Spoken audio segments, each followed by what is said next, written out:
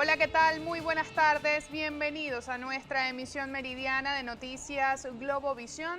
Francis Torrealba Naranjo les saluda en nombre de todo el equipo que hace posible esta hora de informaciones. Iniciamos haciendo un contacto con nuestro compañero José Solano Ruiz, porque este martes sesionará en horas de la tarde la Asamblea Nacional y entre los puntos de la agenda se encuentra el proyecto de acuerdo para repudiar las medidas que denominan coercitivas impuestas por la Unión Europea. Adelante, José.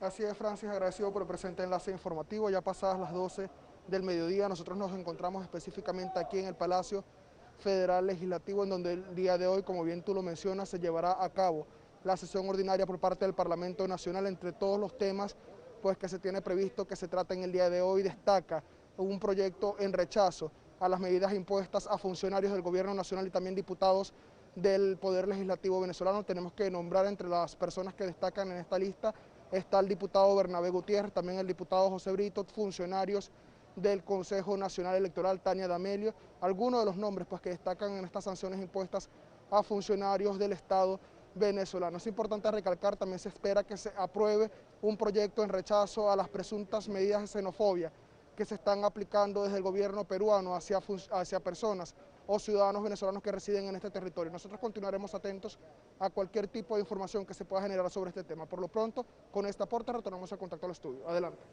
Gracias, José Solano Ruiz, por la información. A propósito de este tema, y luego de conocerse la noticia de las sanciones de la Unión Europea, el Gobierno Nacional, a través de la Cancillería, emitió este lunes un comunicado en rechazo a la decisión del Consejo de Asuntos Exteriores del bloque regional.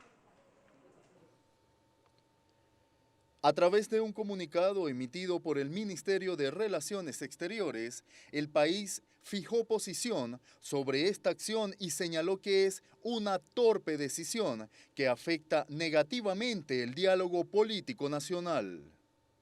También refiere que esta medida no tiene base jurídica en el derecho internacional y revela la incapacidad de Europa para comprender lo que ha ocurrido en la política interna nacional, además de fijar una posición injerencista hacia el país.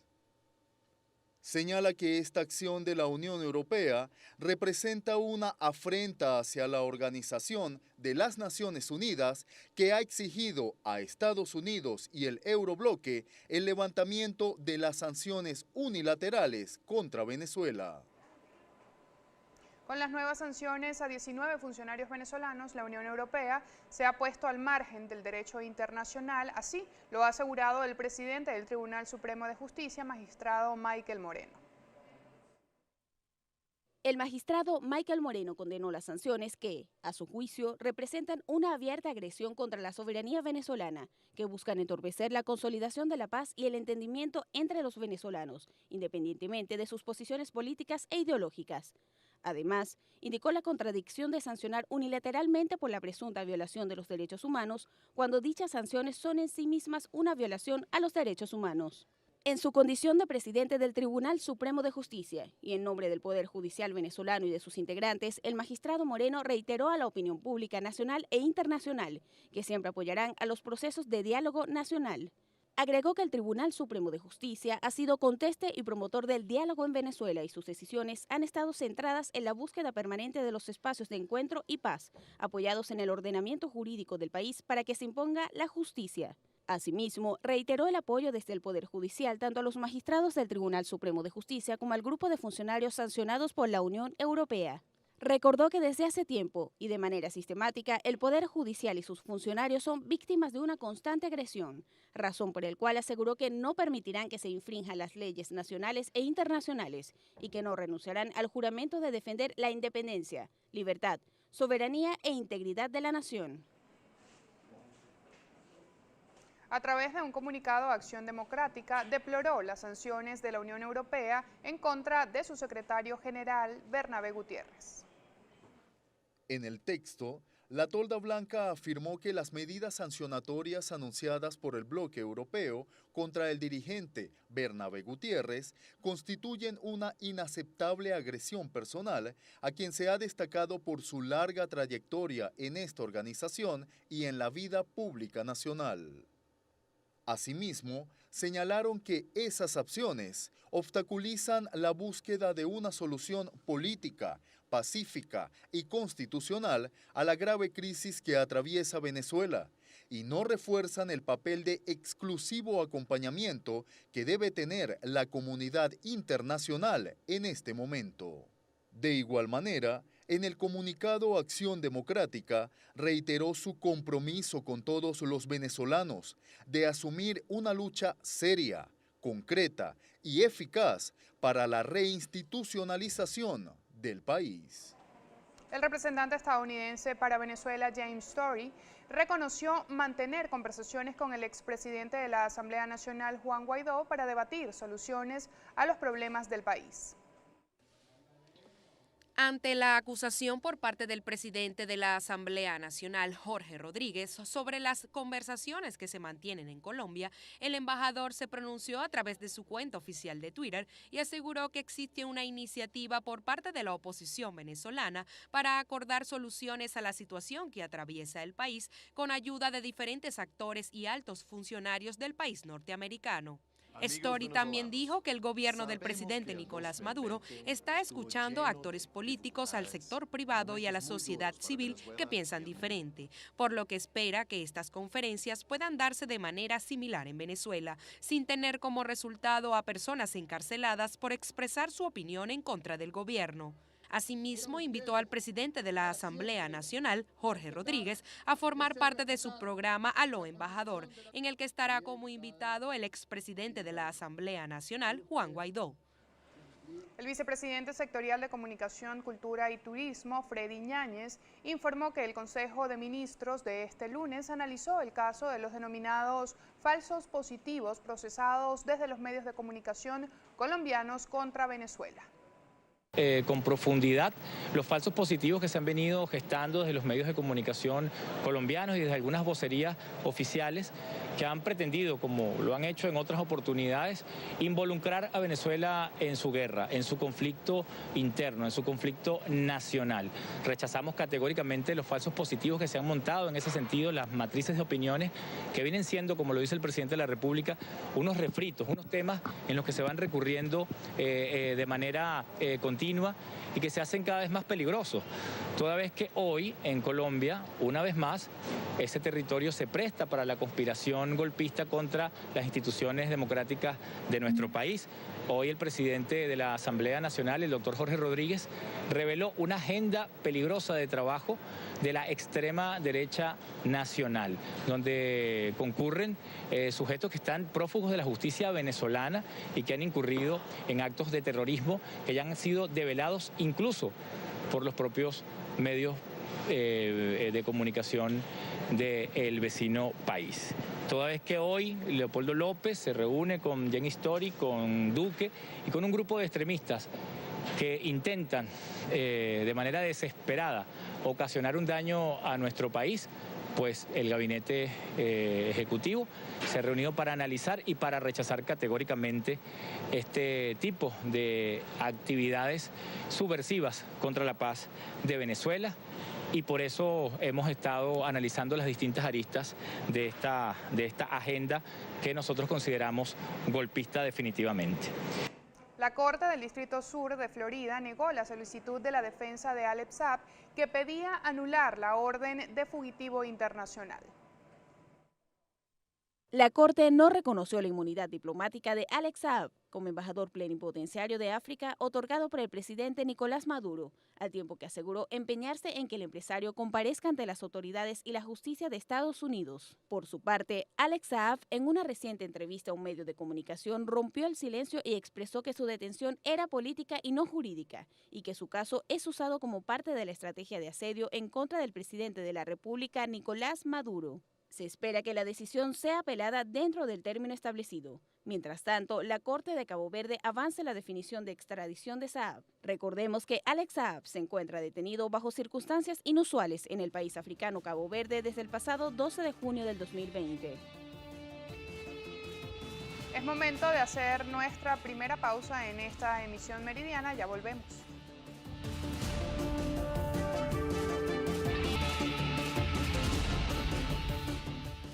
Avanzamos con más informaciones en nuestra emisión meridiana. La vicepresidenta ejecutiva de la República, Delcy Rodríguez, informó que se han registrado en Venezuela 477 nuevos casos y 4 fallecidos por COVID-19 en las últimas 24 horas.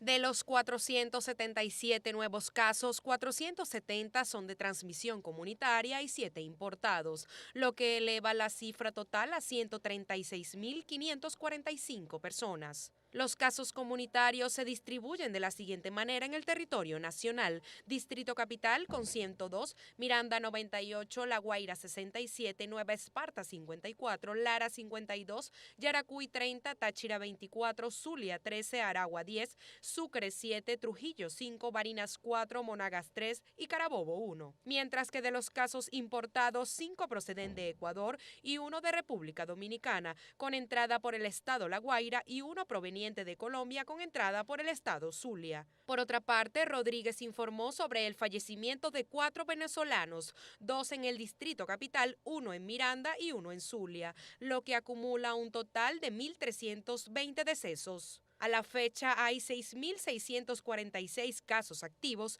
de los cuales 4.361 son atendidos en hospitales, 1.915 en centros de diagnóstico integral y 370 en clínicas privadas. De acuerdo con la vicepresidenta, 128.579 personas han superado la enfermedad, lo que mantiene la tasa de recuperación en 94%.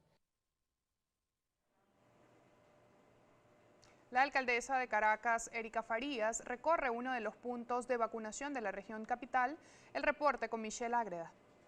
Hola, un saludo a todas las personas que nos sintonizan a esta hora a través de la pantalla de Globovisión en su emisión meridiana. Pues nosotros nos encontramos en el Centro de Diagnóstico Integral Amelia Blanco, aquí en la avenida Andrés Bello, uno de los lugares dispuestos para realizar el proceso de vacunación contra la COVID-19 a las personas más vulnerables de nuestra ciudad, así como también a los trabajadores de la salud. Pudimos conversar hace unos minutos con la directora de los centros de diagnóstico integral del Distrito Capital y nos ofrecía detalles sobre este proceso. Indicó que son 9 los espacios como estos que están dispuestos en todo el municipio Libertador para realizar el proceso de vacunación aquí en la ciudad de Caracas a todo el personal de salud. Indicó que tienen previstas 2.000 vacunas para iniciar este primer proceso de vacunación a todo el personal de la salud.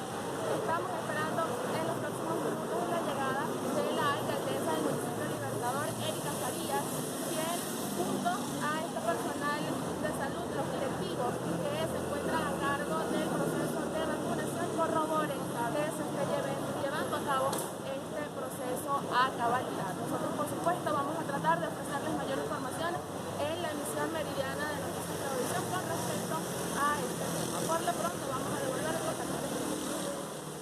Gracias, Michelle, por la información. En el estado Carabobo se inició la primera etapa de vacunación al personal médico que brinda atención directa en las áreas de COVID-19 del sistema de salud en la entidad. Según información difundida por la Gobernación de Carabobo, de las 2.500 dosis de la vacuna, 1.860 fueron destinadas a la ciudad hospitalaria Dr. Enrique Tejera de Valencia y 600 al Hospital Dr. Adolfo Prince Lara de Puerto Cabello. Una jornada que la presidenta del Instituto para la Salud, Yona Acero, calificó como exitosa. En 2 días de jornada para esta hora ya hemos aplicado más de 300 vacunas a nuestro personal de primera línea, con un rotundo éxito. Tenemos la esperanza con la vacuna de formar anticuerpos y así tener una mejor respuesta inmunológica ante el virus. Sin embargo, también invitamos a la población a seguirse cuidando, por favor, mantener la restricción en cuanto al aislamiento y bueno, las medidas de prevención que todos conocemos. La directiva del Colegio de Enfermeros de Carabobo también supervisa el desarrollo de esta jornada. Su presidente, Julio García, aspira que en esta primera fase se incluya a todos los enfermeros que laboran en la CHET, pero advierte que muchos más que se encuentran de reposo o laboran en otros centros de salud también la necesitan. Más de 14 hospitales, más de 15.000 trabajadores, aproximadamente 3.000 enfermeras que hay y evidentemente lo anunciado no alcanza para todos los enfermeros. Un enfermero que está en un ambulatorio, que está en la entrada de una admisión de una maternidad, él corre los riesgos de atender a personas, al público, y puede contagiarse. Ojalá, insistimos, de que sea lo más pronto posible, que se anuncien más vacunas para que alcance todo el sistema de salud en la región. Ante cualquier síntoma de la vacuna o situación de riesgo, García recuerda a los profesionales de la salud que pueden reportar inmediatamente el caso al Colegio de Enfermeros. Desde Carabobo, Carolina Campos, Globovisión. Más de 400 familias fueron beneficiadas en una jornada de atención integral en el municipio Sifontes del estado Bolívar. El despliegue se realizó en la comunidad indígena San Martín de Turumbán, donde se repararon calles principales, desmalezamiento en cancha deportiva y cambio de luminarias incandescentes por ahorradores para elevar la calidad de vida de los habitantes de esa población. Nosotros, día a día, acercarnos a esta gente, apoyando con gestión y sobre todo con ese legado de Chávez, que son las instrucciones de nuestro presidente Nicolás Maduro Moros. El vicecanciller para América Latina, Rander Peña, destacó que la lucha no es contra Guyana, sino contra el imperio en todas sus formas. Nos casamos en la defensa permanente de la soberanía, que no es otra cosa que defender la capacidad que tiene nuestra gente de tomar sus propias decisiones. Defender nuestra soberanía es defender la herencia de nuestros hijos, de nuestros nietos. Y a través del Instituto de Deportes del Estado Bolívar se habilitó una clínica deportiva para los niños, niñas y adolescentes del municipio Sifontes. Desde el Estado Bolívar, Grecia Brazón, Globovisión. El alcalde del municipio Cristóbal Rojas, Humberto Marte, continúa recorriendo las comunidades de Charallave para impulsar el plan extraordinario, llamado así, de gestión pública municipal y desarrollo comunitario. El alcalde detalló que han sumado más de 200 funcionarios a las jornadas que buscan mejorar la calidad de vida de los vecinos del municipio. Venimos de la manzana 103 de Ciudad Miranda, estamos llegando aquí al sector La Horquilla, parte baja. Hoy con un gran despliegue comunitario integral, donde nos hemos venido con una gran fuerza de hombres y de mujeres. Más de 240 hombres y mujeres se encuentran desplegados en 4 puntos. Destacó que la finalidad es impulsar el desarrollo comunitario integral. Seguimos avanzando en el marco del Plan Bicentenario 200 que nos ha encomendado nuestro líder presidente y nuestro gobernador Héctor Rodríguez, que no es otro que seguir optimizando la participación del pueblo en su desarrollo comunitario integral. Informó que se han priorizado 160 comunidades donde se esperan ejecutar más de 400 obras. Nuestras redes sociales a su disposición, @Globovisión, tanto en Twitter como en Instagram. Venimos.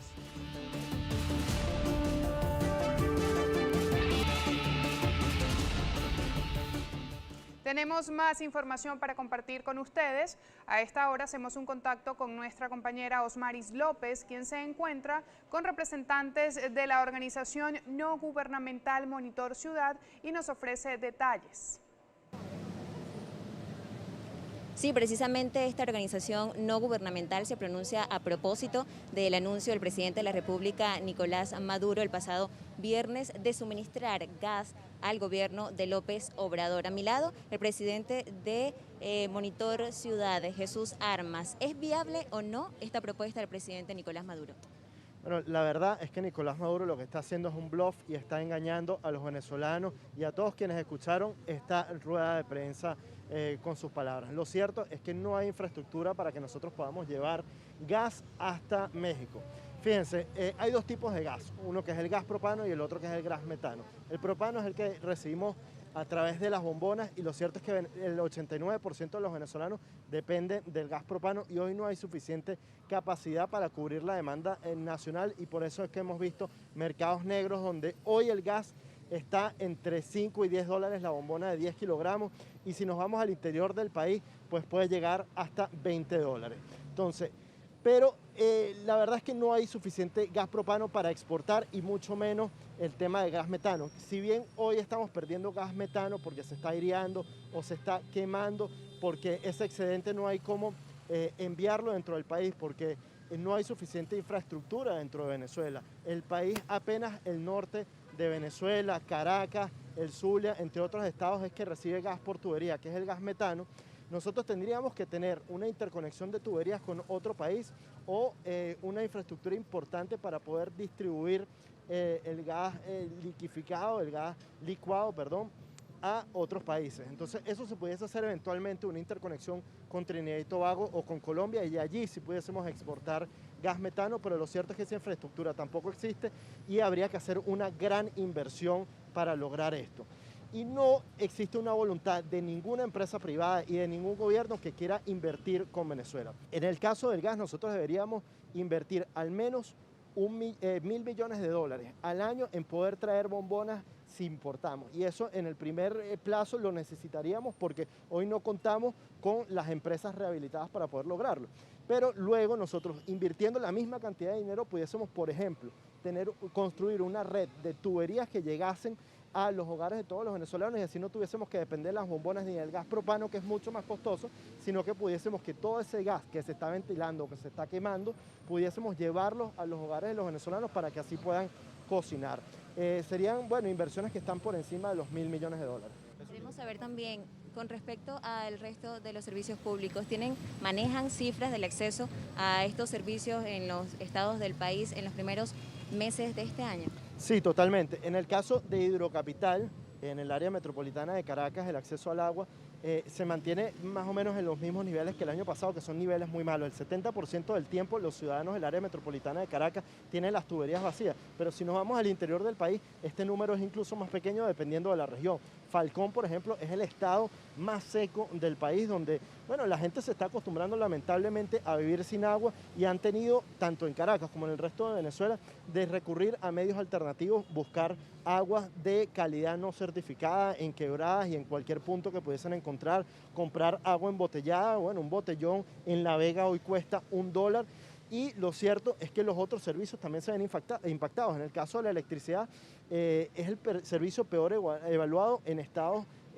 los estados occidentales del país, y vemos cómo cada vez hay más apagones en el área metropolitana de Caracas. De hecho, hace 2 días hubo un apagón de más de 5 horas en El Paraíso y en Caricuao, y esto va a seguir aumentando. Van más de 200 bajones eléctricos en lo que va del año solamente en el área metropolitana de Caracas, y no quiero saber hoy cómo está ese estado en estados como Zulia, Mérida o Táchira.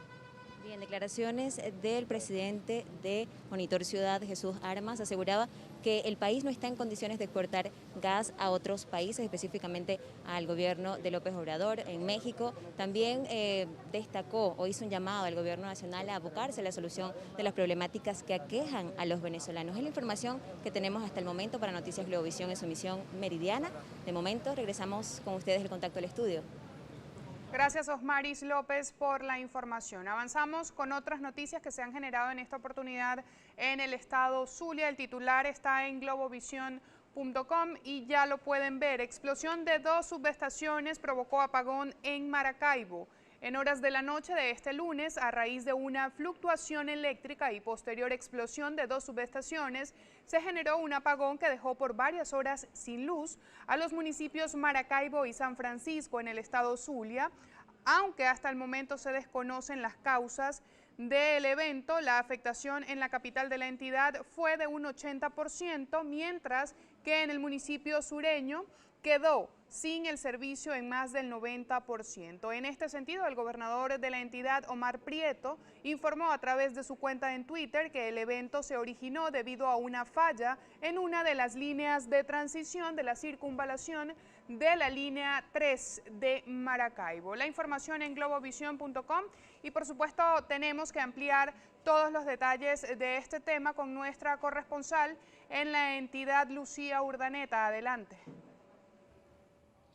Gracias por el contacto. Así es, aproximadamente a las 8:55 de la noche se produjo este apagón que afectó en su mayoría la zona metropolitana del estado Zulia, municipios como Jesús Enrique Lozada, Maracaibo, San Francisco, La Cañada de Urdaneta, también Machiques de Perijá, quedaron sin el servicio eléctrico. Según las autoridades, las fallas se produjeron tanto en la línea de Rincón Cuatricentenario y también Caujarito La Arriaga. Esto afectó una línea de aisladores. De acuerdo a la información que pudimos obtener, ya fueron reparadas en horas de la madrugada. Se restableció el servicio paulatinamente en las diferentes zonas de la localidad. De momento, pues hemos recibido, de acuerdo a lo que han reportado los usuarios, que en zonas foráneas se ha restablecido también el servicio, pero allí se mantienen los cortes eléctricos que varían de 3 a 4 horas diarios. Sin embargo, podemos acotar que en otras zonas ha mejorado y por ahora pues se mantienen las acciones a fin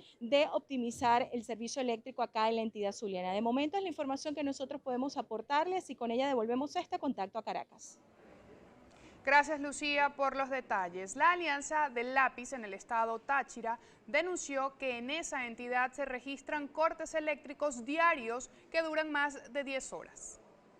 Sus 29 municipios parecemos un pesebre, unos pueblos se prenden y otros se apagan. Es increíble que teniendo la principal represa, Uribante Caparo, en el estado Táchira, con sus 3 centrales hidroeléctricas, con una proyección de 1.260 megavatios, hoy solamente se encuentra operativa después de tantísimos años la Leonardo Ruiz Pineda, que de broma cubre 300 megavatios y que está esparapeteada después de muchos años de servicio porque sencillamente el mantenimiento preventivo y correctivo que le corresponde al personal de Corpoelec, que hoy se encuentra sin herramientas, que hoy se encuentra sin los implementos necesarios para poder cumplir la necesidad, sencillamente lo que hacen es engallar, como diríamos los venezolanos, una planta eléctrica que debería brindarle el suministro eléctrico. Hay más información en globovision.com.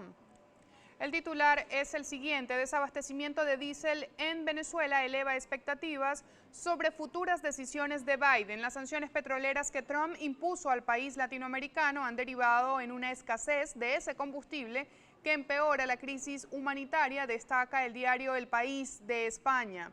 La llegada de Joe Biden a la Casa Blanca ha multiplicado las expectativas en Venezuela sobre el comienzo de un nuevo enfoque diplomático entre Washington y Caracas y la posibilidad de una relajación de las sanciones que la administración de Donald Trump impuso al chavismo, destaca un análisis del diario español. Los detalles en globovision.com. Nueva pausa en nuestra emisión meridiana, no se aparten. Bienvenidos, les acompaña Trina Acevedo en esta sección de noticias internacionales. De inmediato revisamos las informaciones más destacadas de este martes 23 de febrero. Estados Unidos supera la cifra de 500.000 muertes por coronavirus, cifra que supera los fallecimientos estadounidenses durante la Segunda Guerra Mundial. Veamos. Según el recuento de la Universidad Johns Hopkins, concretamente se contabilizaron hasta el momento 500.071 muertes por la COVID-19.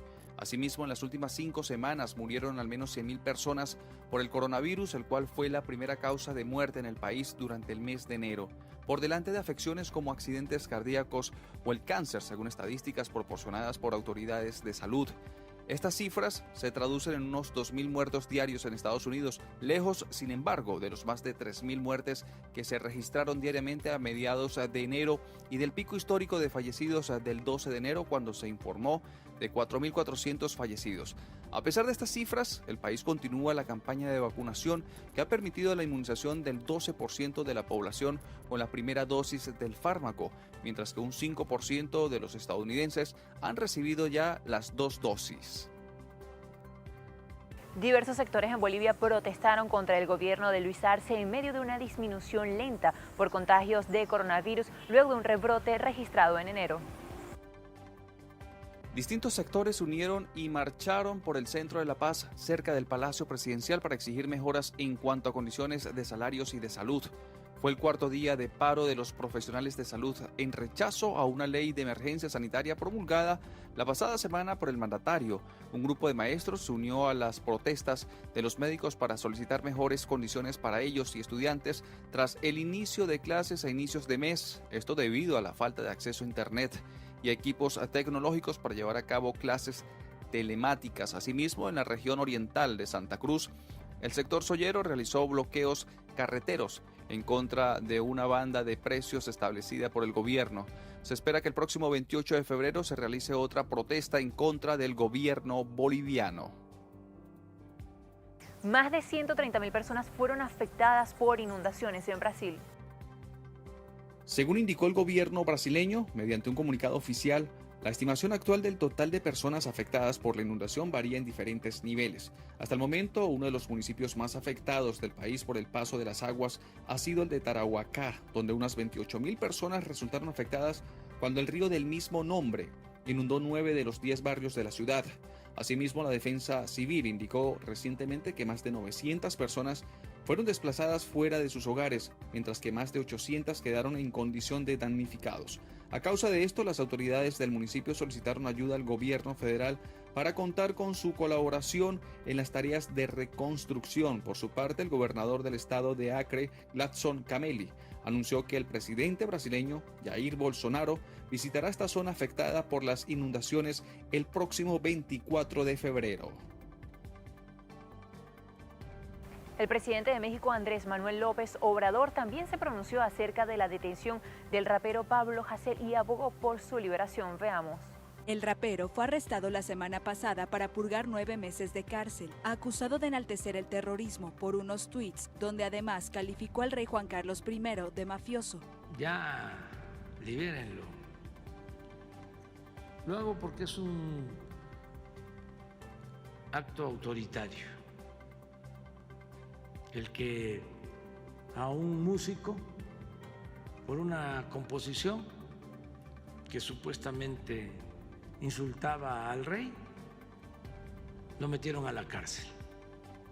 El rapero, que tiene antecedentes penales, publicó mensajes entre 2014 y 2016 en los que elogiaba a las personas implicadas en atentados y acusaba a la policía de matar y torturar a manifestantes inmigrantes.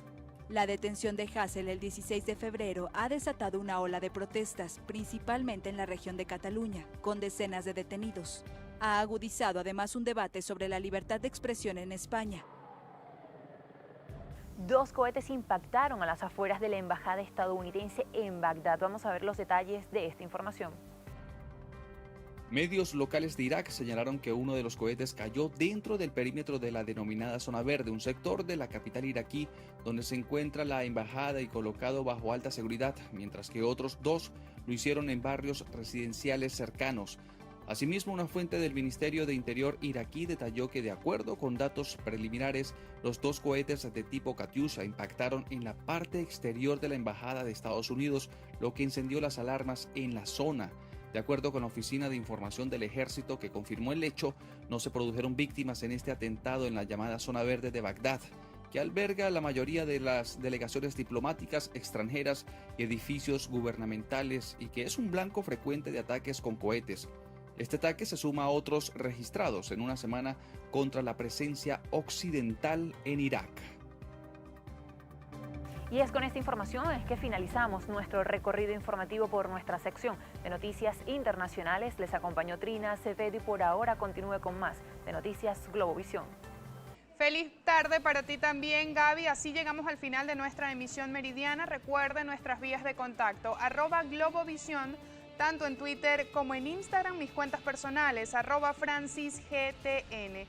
Que tengan excelente tarde, quedan en compañía de Daniela Salas y Noticias Globovisión. Salud.